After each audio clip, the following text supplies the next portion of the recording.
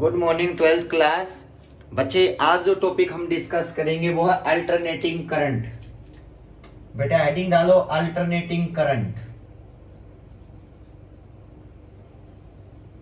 Alternating current में सबसे पहले अल्टरनेटिंग करंट का एक सोर्स बताओ बेटा। वो है electric generator. Electric generator alternating current produce करता है। याद होगा जो अल्टरनेटिंग करंट की वैल्यू जो आई थी ना बेटा, वो ये आई थी I is equal to I not sine omega t. आप लोगों को याद होगा जनरेटर का भी केस करवाया था कि electric generator alternating current produce का एक बेस्ट सोर्स होता है बेटा। तो I is equal to I not sine omega T.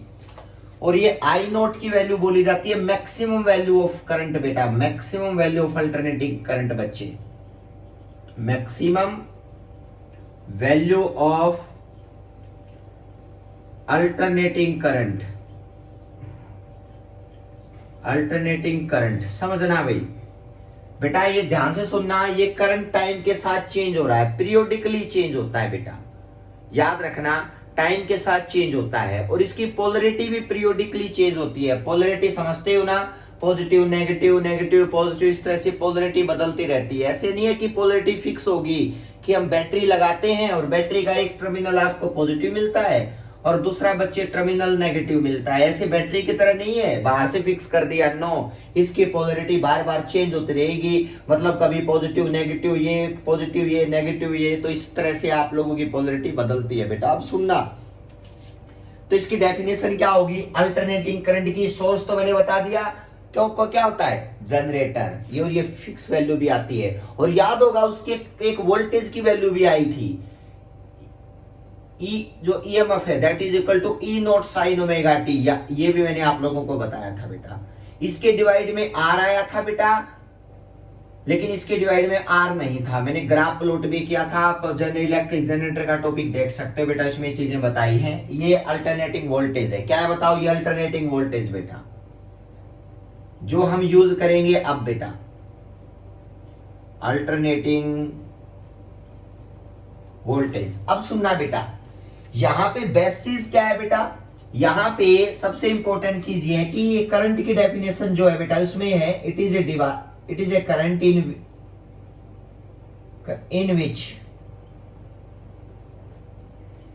In which its magnitude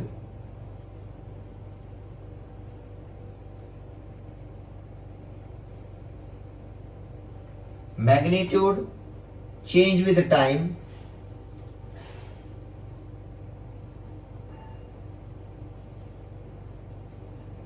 and polarity change periodically।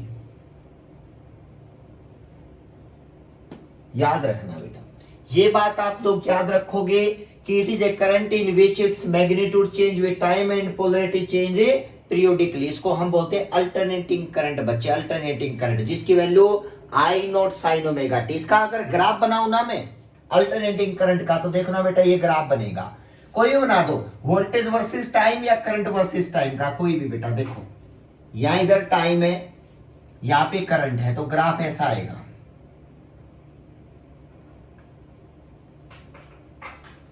ये अल्टरनेटिंग करंट है बीच में। यहां पे पोलरिटी बार बार चेंज होती रहेगी। ये करंट है इस डायरेक्शन में, यहां पे टाइम है बेटा।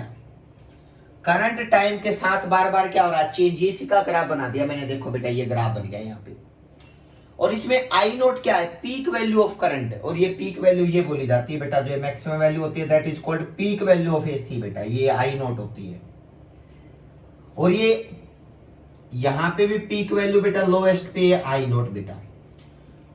अब एक बात याद रखना, पोलरिटी कैसे बनेगी। देखो बेटा ये पॉजिटिव, ये नेगेटिव, फिर पॉजिटिव। ध्यान से देखना, ऐसे पोलरिटी बदलती रहेगी बेटा। इतने टाइम में जब करंट यहां आएगा तो पॉजिटिव टू नेगेटिव बेटा, फिर नेगेटिव टू पॉजिटिव, फिर पॉजिटिव टू नेगेटिव। इस तरह से पोलरिटी बदलती रहती है बेटा, पॉजिटिव नेगेटिव पॉजिटिव। तो इस तरह से करंट पीरियोडिकली चेंज होता रहेगा बेटा। अब सुनना, इसमें बड़ी इंटरेस्टिंग चीज और क्या है, इसमें करंट पॉजिटिव टू नेगेटिव, फिर करंट नेगेटिव टू पॉजिटिव। तो मतलब करंट ने अपनी पोलरिटी बदल ली बेटा। नेगेटिव वाला पॉजिटिव बन गया, पॉजिटिव वाला नेगेटिव, क्योंकि करंट तो जाना तो एक डायरेक्शन में है। अब बात है, ठीक है सर, यहाँ पे ये करंट की वैल्यू है। अगर आप वोल्टेज की बात करोगे तो डायग्राम सेम वोल्टेज का भी बन सकता है बेटा। अब कंफ्यूजन क्या है बेटा, करंट की एग्जैक्ट वैल्यू कौन सी मानेंगे, सबसे बड़ा कंफ्यूजन है ये सर। पीक वैल्यू तो पता है, अब एग्जैक्ट तो यही होगी ना बेटा, I is equal to I not sine omega t. लेकिन प्रॉब्लम क्या है बेटा, ये तो वेरिंग है, टाइम के साथ चेंज हो रही है, तो कोई एक वैल्यू है ही नहीं बेटा कि ये वैल्यू है सर, इसकी तो बदल रही है बार बार, तो एक वैल्यू कौन सी मानेंगे। तो ये कॉन्सेप्ट ऐसा है बेटा जिसपे बहुत चीजें सोची गई, बहुत सारी चीजें इस पे एक्सपेरिमेंट किए गए बेटा। तो वो कौन कौन से थे, सबसे पहले इन्होंने क्या किया, यहां से यहां तक का एक साइकिल बोला जाता है बेटा, एक साइकिल बोला जाता है करंट का कंप्लीट बेटा, एक साइकिल। यहां उसका टाइम 0 है तो यहां पे टाइम पीरियड बोला जाता है हाफ बेटा।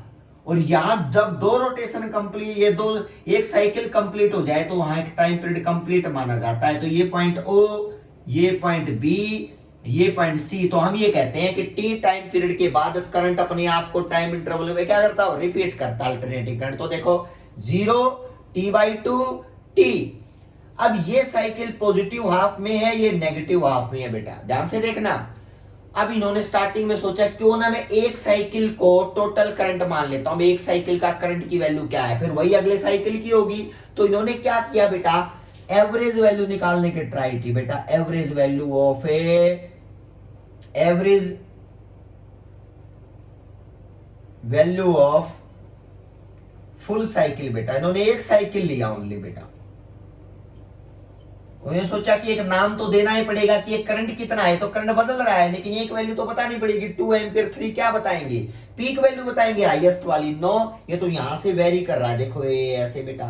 तो इसका मतलब एवरेज वैल्यू फुल साइकिल पता है बेटा क्या निकली, कहते हो अपर हाफ साइकिल ने लोएस्ट हाफ साइकिल की वैल्यू को कैंसिल आउट करके बेटा नेट वैल्यू ऑफ एवरेज कितनी लिखी बताओ, 0। तो इसका मतलब ये मैथमेटिकल एक्सप्रेशन भी है जो आपके सिलेबस का पार्ट नहीं है, बस याद रखना है कि एवरेज वैल्यू अल्टरनेटिंग करंट की क्या मिली बताओ, 0 मिली बेटा फुल साइकिल में, फॉर फुल साइकिल, याद रखना बेटा फुल साइकिल में। फिर उन्होंने कहा सर फुल में तो नहीं आया, फुल में तो 0 आई, मैं इसकी निकाल के देख लूं हाफ साइकिल की। तो इसका मतलब फिर दोबारा एक्सपेरिमेंट किया गया बेटा, तो average value of for half cycle निकाली गई बेटा, average value of half cycle बेटा, वो 0 नहीं हुई बेटा, क्योंकि या तो अपर हाफ लो चाहे लोअर लो, कैंसिल तो कर ही नहीं सकते एक दूसरे को। तो average value of half cycle क्या मिली बेटा, ऑफ एसी बेटा, तो क्या मिली 2I0/पाई। ये बात आपने याद रखनी है अभी अपने माइंड में, ये मिली बेटा। I0 होती है peak value of current maximum, pi जो है 3.14, तो ये वैल्यू मिली हाफ साइकिल की एवरेज वैल्यू बेटा, ये हाफ साइकिल की एवरेज वैल्यू बेटा। समझ में आई बात, एवरेज सर आपकी भी एवरेज क्यों ली, क्योंकि देखो हाफ में भी तो करंट वेरी कर रहा है ना, यहां से यहां तक, तो इसका मतलब एवरेज तो इसका भी लेना पड़ेगा, चाहे नीचे एक साइकिल का लो तो एवरेज वैल्यू बिकम्स 2I0/पाई। फुल साइकिल के लिए एवरेज वैल्यू 0 मिली बेटा। अब बात कंफ्यूजन और था बेटा, अब ये एवरेज वैल्यू अपर हाफ के लिए अलग प्लस, लोअर हाफ के लिए माइनस, अपर हाफ के लिए प्लस, लोअर हाफ के लिए माइनस, क्योंकि एक्सिस से नीचे है बेटा। अब इन्होंने एक टर्म और सोची बेटा कि अगर ना माने तो एक होती है आरएमएस वैल्यू बेटा, एवरेज तो 0 आ चुकी थी फुल साइकिल के लिए, तो इन्होंने फुल साइकिल के लिए आरएमएस वैल्यू निकालने की ट्राई की, रूट मीन स्क्वायर वैल्यू बेटा, रूट मीन स्क्वायर वैल्यू, ध्यान से सुनना बेटा, रूट मीन आरएमएस वैल्यू बेटा। इसका भी अपना रीजन है, उसको आरएमएस क्यों बोलते हैं बेटा, ये अपने हर कहीं ना कहीं पॉइंट में आते चलेंगे, मैं आप लोगों को बताता चलता हूं बेटा। तो देखना यहाँ पे क्या है, RMS value of alternating current, RMS value of AC बेटा, ध्यान से सुनना, फुल साइकिल के लिए आएगा आपके लिए नहीं बेटा। तो बता वो कितनी मिली बेटा, IRMS ये आप लोग याद रखोगे, it becomes peak value by √2 बेटा, I0/√2। ये एक्सपेरिमेंटली प्रूव किया गया बेटा कि आरएमएस वैल्यू I0/√2 मिली, जिसको यानी कि जो एवरेज वैल्यू 0 हो रही थी ना बेटा, लेकिन आरएमएस 0 नहीं हुई बेटा, I0/√2 आई बेटा। तो इसका मतलब आज के बाद आपने फुल साइकिल जहां भी पढ़ोगे, फुल साइकिल की जहां बात आएगी ना वहां एवरेज नहीं आ सकता, वहां क्या आएगा, आरएमएस वैल्यू आएगी। तो इसलिए याद रखना RMS value peak value by √2, ये फॉर्मूला याद रखना आई आरएमएस का होता है बेटा। अब यहाँ पे एक चीज और इंटरेस्टिंग है बेटा, आप लोगों ने समझनी पड़ेगी। I0 बाई √2, अब हर करंट में जैसे मैंने कहा current is moving in A circuit, A current is always given in form of, लिख लेना बेटा, in form of RMS value. बेटा याद रखना, अगर आपको कोई पूछे ना कि हर टाइम जो आपको करंट देगा ना, पीक वैल्यू बोले तो अलग बात है, पीक वैल्यू बोले तो अलग बात है बेटा, पीक तो बताएगा अभी मैक्सिमम है, लेकिन अगर सिंपल करंट बोले तो आप लोग समझ जाना वो उसकी आरएमएस वैल्यू बोल रहा है। किसी सर्किट में 2 एम्पियर करंट मूव कर रहा है बेटा, अल्टरनेटिंग करंट, तो समझ जाना 2 एम्पियर उसके अल्टरनेटिंग, उसके आरएमएस वैल्यू बोल लिया उसने बेटा। तो I0 बाई √2, यानी कि पीक वैल्यू निकालनी है तो √2 से क्या करना पड़ेगा, मल्टीप्लाई। तो ये बात आपने याद रखनी है भाई। हाफ साइकिल के लिए 2I0 by pi, full cycle के लिए 0, और बेटा ये आ गया I0 बाई 2, क्योंकि बेटा ये तो 0 आना ही था क्योंकि रिवर्स पोलरिटी हो रही है, पॉजिटिव टू नेगेटिव बेटा। तो आप लोग एक दूसरे को कैंसिल आउट करेंगे साइकिल, तो इट बिकम्स 0 बेटा। हाफ के लिए निकाल ली तो 2I0 बाई पाई आया बेटा, और आरएमएस वैल्यू निकाल दी फुल साइकिल के लिए तो इट बिकम्स I0 बाई √2 बेटा, ये आरएमएस वैल्यू। और रूट मीन स्केयर वैल्यू बेटा, रूट मीन स्केयर वैल्यू याद रखना है बेटा। अब आगे बढ़ते हैं बेटा, सुनो बेटा, अब अल्टरनेटिंग करंट की हम वैल्यू के बारे में पता लगाने लगे। इनमें सबसे कुछ चीजें हैं बेटा कि डीसी और एसी दो टाइप के करंट हमने डिस्कस किए हैं अब तक, किसकी क्या इंपॉर्टेंस है ध्यान से देखना है बेटा। मैंने कहा कि थोड़ा सा डिफरेंस लिख लो बेटा, difference between DC and AC बेटा, आप लोगों को थोड़ा सा और ज्यादा क्लियर हो जाएगी बात। Difference between AC and DC बेटा, डीसी तो आप लोग बहुत बार पढ़ चुके हैं, बैटरी लगाते हैं, सेल लगाते हैं बेटा, जो मैंने पढ़ाया वो आपको सेल। अब अल्टरनेटिंग करंट का क्या कॉन्सेप्ट आएगा, सुनना बेटा, अल्टरनेटिंग करंट का क्या कॉन्सेप्ट आएगा, या एसी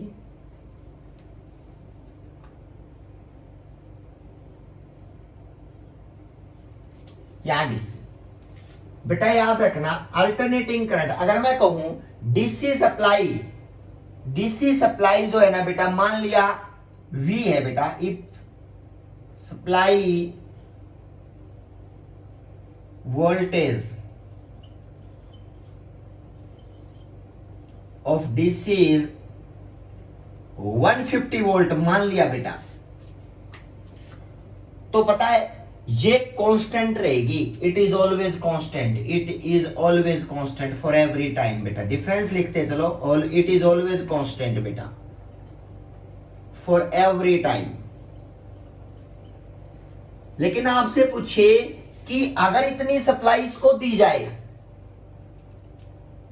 तो समझ जाना ये सप्लाई इसकी आरएमएस वैल्यू दी गई है इसको, इसका मतलब आरएमएस वैल्यू। कांस्टेंट तो तभी रह सकते इसको आरएमएस देंगे, तो इसकी वैल्यू कितनी मिलेगी बताओ। अगर इसको 150 देता हूं तो पता है इसकी पीक वैल्यू कितनी मिल सकती है, पीक वैल्यू बेटा तो √2 से मल्टीप्लाई करना पड़ेगा, 150 मल्टीप्लाई √2, तब जाके इसकी पीक वैल्यू ऑफ करंट या वोल्टेज निकल के आती है भाई, याद रखना। मतलब आप लोग डीसी को कांस्टेंट सप्लाई दे सकते हो, लेकिन एसी के लिए पीक तक पहुंचेगी वैल्यू, और पीक वैल्यू जो होती है ना वो √2 टाइम मल्टीप्लाई आके आती है। तो इसका मतलब ये मोर डेंजरस है बेटा रेदर देन डीसी कंपेरेटिवली। इसकी वैल्यू मल्टीप्लाई करके देखो, √2 पुट करके इसकी पीक वैल्यू ज्यादा मिलेगी डीसी की कांस्टेंट वैल्यू से बेटा।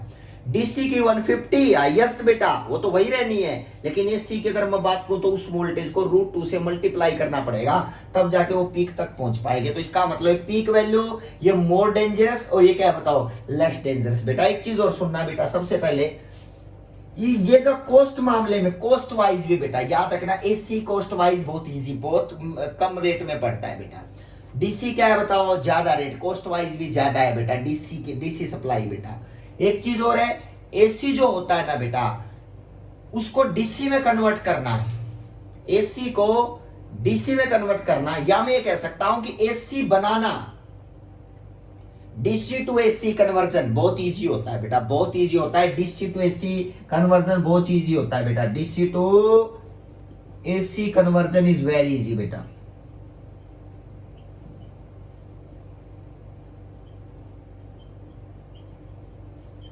Very zero. कौन करता है? रेक्टिफायर।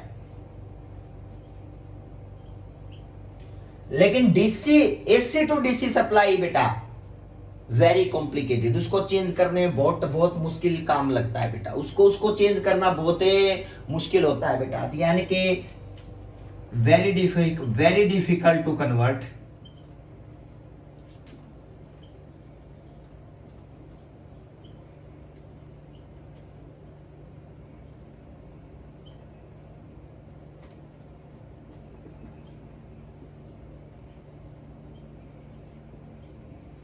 एसी इंटू डीसी बेटा ये बहुत मुश्किल होता है। थर्ड इसके बीच में डिफरेंस और याद रखो बेटा, याद रखना इसको ना, इसको सप्लाई करना एक लाइन के अंदर ट्रांसफर। बेटा हम क्या करते हैं, हम इसमें ना करंट की वैल्यू को चेंज कर सकते हैं, वोल्टेज को कम ज्यादा कर सकते हैं, वोल्टेज को कम ज्यादा कर सकते हैं ट्रांसफॉर्मर को यूज करके। अगर मुझे सप्लाई दूर तक पहुंचानी है ना, वो दूर तक पहुंचानी है तो मैं उसमें करंट कम कर सकता हूं ताकि हीट कम प्रोड्यूस हो बेटा। वोल्टेज को बढ़ा के करंट को कम कर सकता हूं बेटा। वोल्टेज बढ़ा के करंट को कम करना मतलब स्टेप अप ट्रांसफार्मर लगा के। कौन सा ट्रांसफार्मर? Step up. तो मुझे अगर मान लिया ट्रांसमिशन लाइन में से कोई सप्लाई देनी है ना, अगर इसको सप्लाई देनी है तो मैं इसको कंट्रोल कर सकता हूं भाई, हीटिंग इफेक्ट को control. We can control heating effect बेटा, we can control heating effect बेटा बाय ट्रांसफॉर्मर। याद रखना है बात बेटा, we can not control heating effect बेटा, मुश्किल होता है।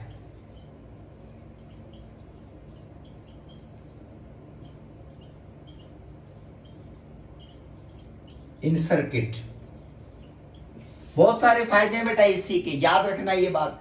अब इसमें हीटिंग इफेक्ट को कंट्रोल कर सकता है, इसको नहीं कर सकता। इसको कन्वर्जन डीसी टू एसी बनाना इजी होता है, लेकिन एसी टू डीसी बनाना बहुत मुश्किल होता है बेटा। ये मोर डेंजरस होता है, ये लेस डेंजरस होता है बेटा। इसके इनके बीच में डिफरेंस है ना, ये आप लोगों को याद रखनी है। अब इससे फेमिलियर आप लोग इस चीज से रिलेटेड हो जाओगे कि रियल एसी डीसी में क्या डिफरेंस होता है बेटा। क्लियर है? यहां तक चीजें आपको याद रखनी है। अब हम इस यूनिट में डीसी का तो कोई रोल है ही नहीं बेटा, डीसी का तो कोई रोल है ही नहीं इसमें। इसमें किसका रोल है? एसी का। तो हर जगह पे हम समझ जाना वेरिंग करंट वेरिंग वोल्टेज की बात करेंगे, कांस्टेंट करंट या कांस्टेंट वोल्टेज की बात नहीं करेंगे बेटा। क्लियर है? अब इस सर्किट इसमें हम कितने टाइप के सर्किट पढ़ेंगे देखना बेटा। हमने डीसी है ना, डीसी सप्लाई हम ऑलमोस्ट केस में हमने रजिस्टर में पढ़ा था, कैपेसिटर हमने पढ़ लिया, रजिस्टर हमने पढ़ लिया, वो डीसी सप्लाई यूज की थी वहां पे। अब उन्हीं को यूज करेंगे, सर्किट वही होंगे, लेकिन बेटा यहाँ पे हम एसी सप्लाई देके देखेंगे कि भाई रेजिस्टेंस का बिहेवियर एसी में कैसा आता है। डीसी में तो पता है हमें, लेकिन एसी में कैसा आएगा। इंडक्टर का बिहेवियर, इंडक्टर जो कोयल होती है बेटा, उसका बिहेवियर एसी में कैसा आएगा। कैपेसिटर का बिहेवियर एसी में कैसा आएगा। ये सारे टॉपिक्स जो है ना बेटा, वो हम नेक्स्ट लेक्चर के अंदर डिस्कस करेंगे। हमारा नेक्स्ट यही टॉपिक होगा कि जितने भी इंस्ट्रूमेंट हैं उनका एसी सप्लाई में किस तरह का बिहेवियर आता है बेटा, वो नेक्स्ट में हम डिस्कस करेंगे। क्लियर है बेटा?